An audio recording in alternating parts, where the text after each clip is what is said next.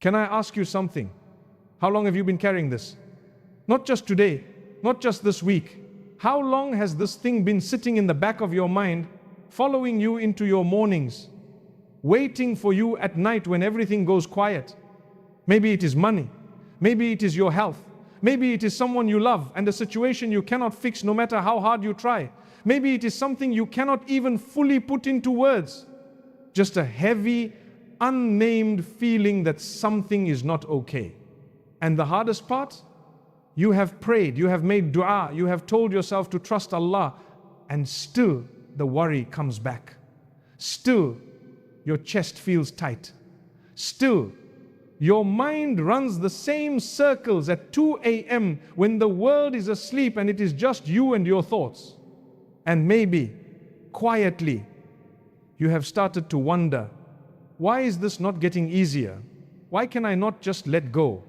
This reminder is not going to tell you to simply stop worrying. You already know you should. Knowing has not made it easier. And you deserve more than just another reminder to have more faith. What this is going to do is walk with you into the weight, into the uncertainty, and towards something that can actually change how this feels from the inside. Because there is a way through this. Not around it, not by pretending it does not hurt, but through it, with Allah beside you every single step. And by the time this reminder ends, I hope your chest feels just a little lighter than it did when you started. There is something that happens to a believer when they are going through a hard time. Something that makes it even harder. You are already dealing with the problem itself. The situation, the uncertainty, the fear of what might happen, but then something else creeps in quietly on top of all of that. Guilt. A small voice that says, if you really trusted Allah, you would not feel this way. If your faith was strong enough, you would not be this afraid. A good Muslim should not be sitting here worrying like this. And suddenly you are not just carrying the original problem anymore. You are carrying the problem and the shame of feeling it. Can I tell you something gently? That voice is not the truth. Feeling worried does not mean your faith is weak. Feeling afraid does not mean Allah is disappointed in you. Feeling uncertain does not mean you have failed as a believer. It means you are human. Think about Ibrahim alayhi salam, one of the greatest human beings who ever lived. A man whose trust in Allah was so deep that Allah called him his close friend. And yet, when he was commanded to leave his wife Hajar and his infant son alone in a barren valley with nothing around them, he walked away with a heart that was heavy. He did not skip away feeling nothing. He felt the weight of that moment completely. He was not weak, he was human. And his trust in Allah did not erase the feeling. It simply determined where he took it. That is the difference. Not the absence of fear, not the pretending that everything feels fine, but where you take the fear when it arrives. Think about someone who gets an unexpected phone call with bad news.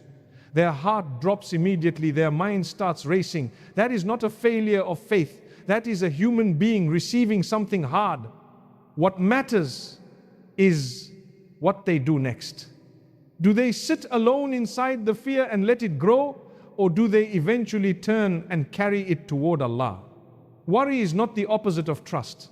Worry is just what trust looks like before it finds its footing. And right now, you are finding yours. Here is something worth sitting with for a moment. When we worry, what are we actually doing? We are trying to solve in our minds what we cannot solve with our hands. We take the problem and we turn it over again and again. We look at it from this angle and then that angle. We imagine this outcome and then that outcome. We run through every possible scenario, every worst case, every what if, and then we do it all again. Not because it is helping, but because some part of us believes that if we just think about it hard enough, long enough, something will shift, something will click, the answer will finally appear. But it does not appear Because the mind was never designed to carry what only Allah can carry. There is a difference, a real felt difference between thinking about a problem and genuinely handing it to Allah. Most of us do something in between. We pray, we make dua, we ask Allah to help us, and then the moment salah ends, we reach back and pick the problem up again. We carry it back to bed with us. We carry it into our morning. We carry it into conversations with people who have nothing to do with it. We carry it everywhere. And we wonder why we are so exhausted. Imagine for a moment that you are carrying a bag, not a light bag, a heavy one, the kind that makes your shoulders ache and your steps slow. And someone who is far stronger than you, someone who could carry this without even feeling it, reaches out and says, "Give it to me, I will carry it." And you hand it over. But then a few minutes later, you reach out and take it back, quietly, almost without realizing it. And a few minutes after that, you take it back again. That is what worry does. It keeps reaching back for what you already placed in Allah's hands. It does not trust the handover. It convinces you that you need to keep holding it, that letting go completely is somehow irresponsible, that you are the only one keeping this situation from falling apart. But here is the truth. You were never the one holding it together. Allah was, Allah is, and He does not need you to carry what He has already agreed to hold. So what would it feel like just for today to actually leave it with Him, not halfway, not with one hand still gripping it, fully, completely, with both hands open? There is a misunderstanding that quietly holds a lot of people back. And it sounds like this: if I just trust Allah, then I do not need to do anything. I just wait, I just leave it, Allah will sort it out. And so they wait, and nothing moves. And then they wonder why trusting Allah did not seem to work. But that is not tawakkul. That is not what trusting Allah looks like in Islam, not even close. Tawakkul is not sitting still and waiting for a miracle to arrive at your door. Tawakkul is getting up, making every honest effort within your ability, taking every real step available to you, and then releasing the outcome, not gripping it, not controlling it, not lying awake trying to force a result that only Allah can produce. The effort is yours. The outcome belongs to Allah. You still make the phone call, you still send the application, you still go to the appointment, you still have the difficult conversation, you still take the next step even when you cannot see the one after it. But after the step, you let go of what happens next. That combination, effort and surrender together, that is tawakkul. And no one in all of Islamic history showed this more beautifully than the Prophet Muhammad sallallahu alaihi wasallam during the migration from Makkah to Medina. He did not simply sit in his home and say, Allah will move me. He planned, he chose a trusted companion. He took an unexpected route to avoid the enemy. He arranged for someone to cover his tracks. Every human effort that could be made was made with care, with wisdom, with full use of what Allah had given him. And then, after all of that planning, after all of that effort, they found themselves hiding in the cave of Thar. The enemy was outside, just steps away, close enough to hear. And in that moment, when there was nothing left that human hands could do, he turned to Abu Bakr radiallahu anhu and said with complete stillness, "Do not grieve, Allah is with us." Not panic, not desperation, stillness. Because he had done everything within his ability, and he had placed the rest fully and completely in the hands of Allah. That is what tawakkul looks like in real life. Not the absence of effort, not the absence of fear, but the presence of Allah in the middle of both. You are not required to know how it will work out. You are only required to take the next honest step and leave the rest in hands that never shake. I want you to do something for a moment. Not a big thing, just a small, quiet thing. I want you to think back over your life. Not the good parts only, the hard parts. The moments that felt impossible. The situations you were absolutely certain you would not get through. Think about that. One time, when everything felt like it was falling apart at once. When you could not see any way forward. When the worry was so heavy it sat on your chest like something physical. Do you remember that time? Now look at where you are today. You got through it. Maybe it did not resolve the way you wanted. Maybe the outcome was different from what you prayed for. But you are here, still standing, still breathing, still moving forward. And somewhere along the way, even when you could not see it happening, Allah made a way. He always has. Think about the doors that closed in your life that felt like loss at the time. The job that did not work out, the plan that fell apart, the relationship that ended, the opportunity that seemed to disappear. And think about what came after. Not always immediately, not always in the way you expected, but something came, something opened, something arrived that you could not have predicted from inside the fear. Because you could only see the closed door. Allah could see the entire corridor.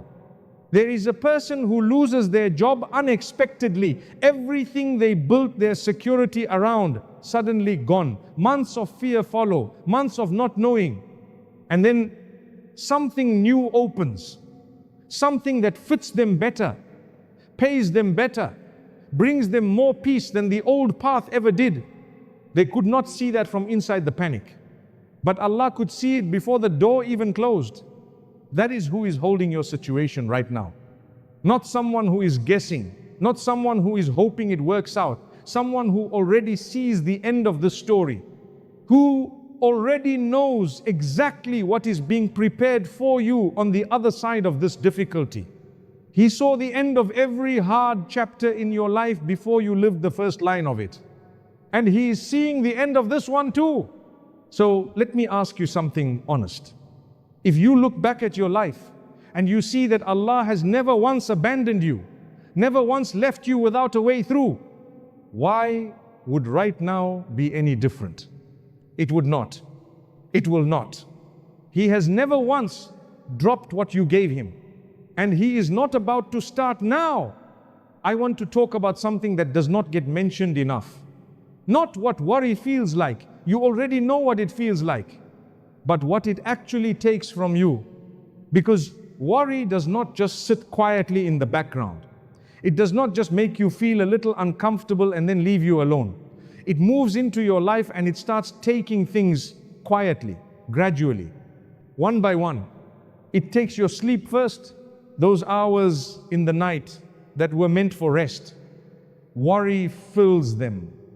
It pulls you out of sleep and sits you upright in the dark with the same thoughts you fell asleep trying to escape. And you wake up the next morning already exhausted before the day has even started.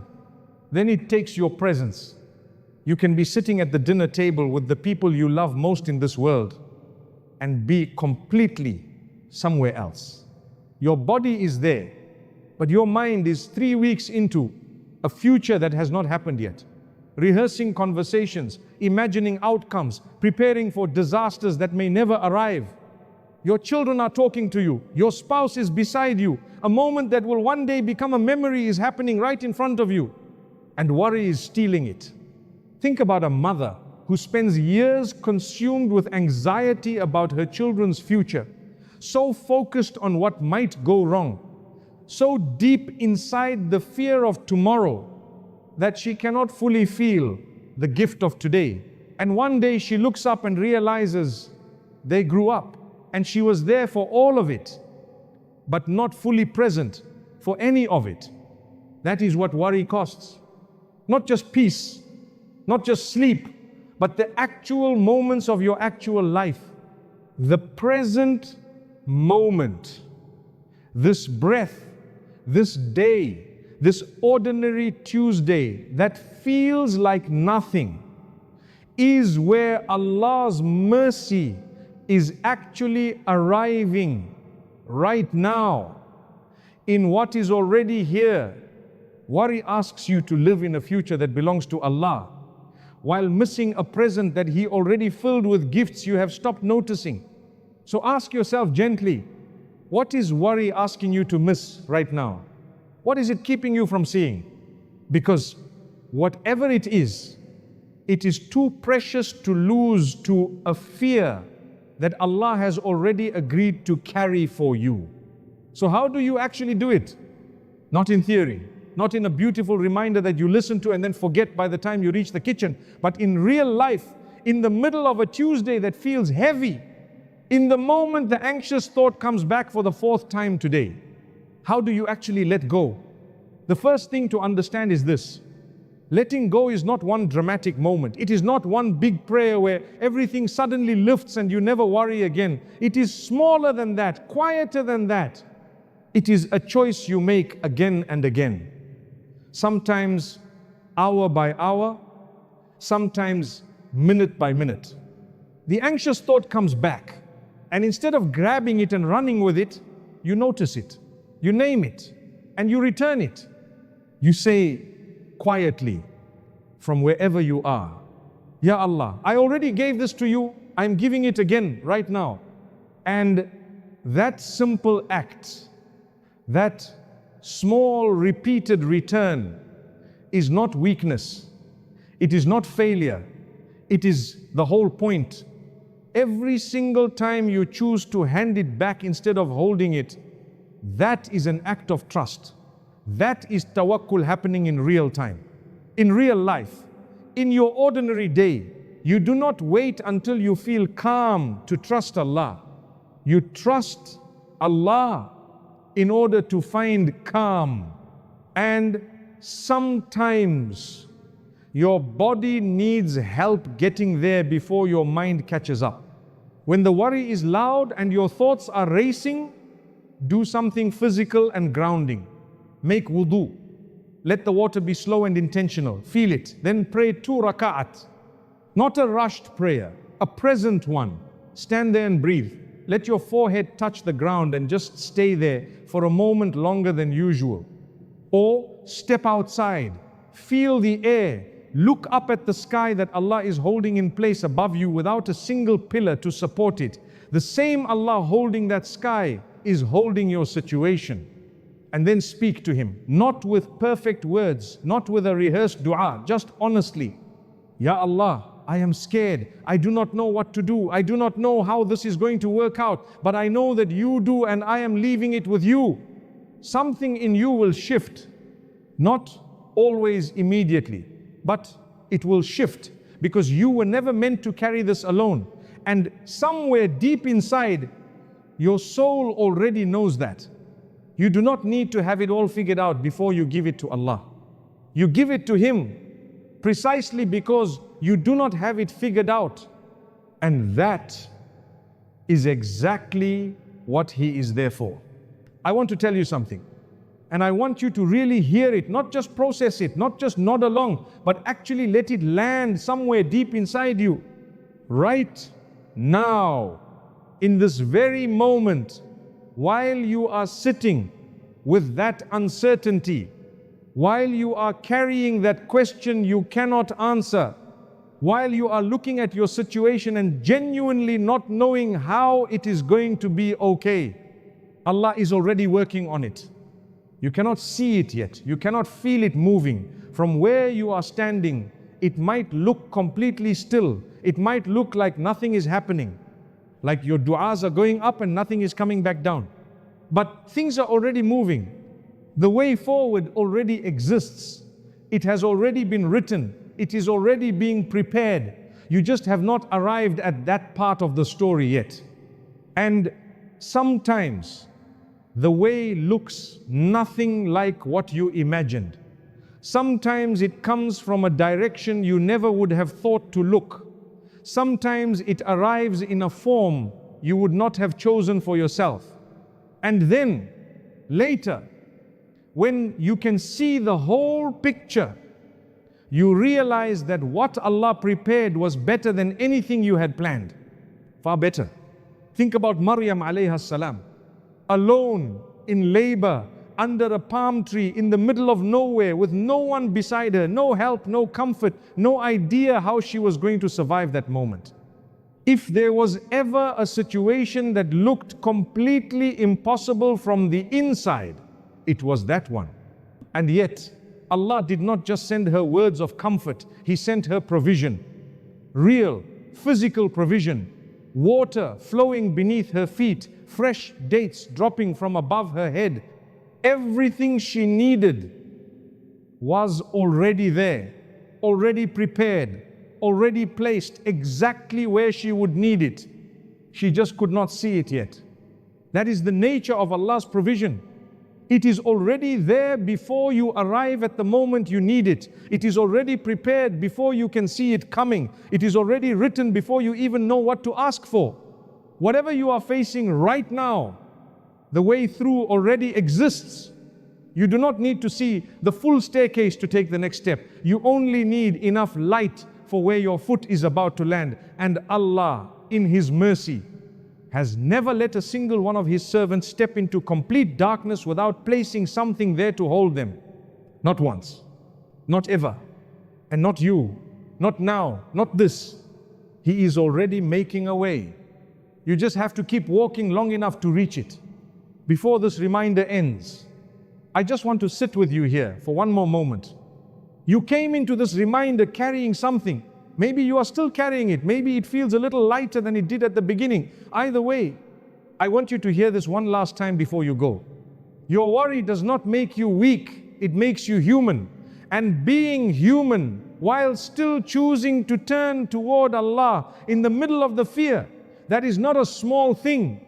That is one of the most beautiful things a person can do. Tawakkul is not the absence of fear. It is the decision to keep walking toward Allah while afraid, to keep returning the worry to Him even when it keeps coming back, to keep believing that He is working even when you cannot see the work happening. And He has never, not once in your entire life, dropped what you placed in His hands. He is not going to start now. So whatever is waiting for you on the other side of this reminder, whatever situation you are walking back into, walk back into it knowing that you are not walking alone. He's already there, already working, already making a way. And now, let us ask Him together. Ya Allah, You know exactly what we are carrying right now. You know the worry we cannot put into words. You know the fear we have been holding on to for too long. Ya Allah, take it from us. Carry what we cannot carry. Replace the tightness in our chests with trust. Replace the racing thoughts with stillness. Replace our fear of tomorrow with complete faith in You. Make a way for us where we cannot see one. Open doors we did not know existed. And keep our hearts in every uncertain, difficult, frightening moment close to You. Ameen. If this reminder found you at the right moment today, that was not an accident. Maybe someone you know is lying awake tonight carrying something heavy, something they have not told anyone about, something that has been sitting with them for too long. Share this with them, quietly, with love. And if you want to drop where you are watching from in the comments below, let us know you were here. We are all walking this road together. Jazakumullahu khairan for listening.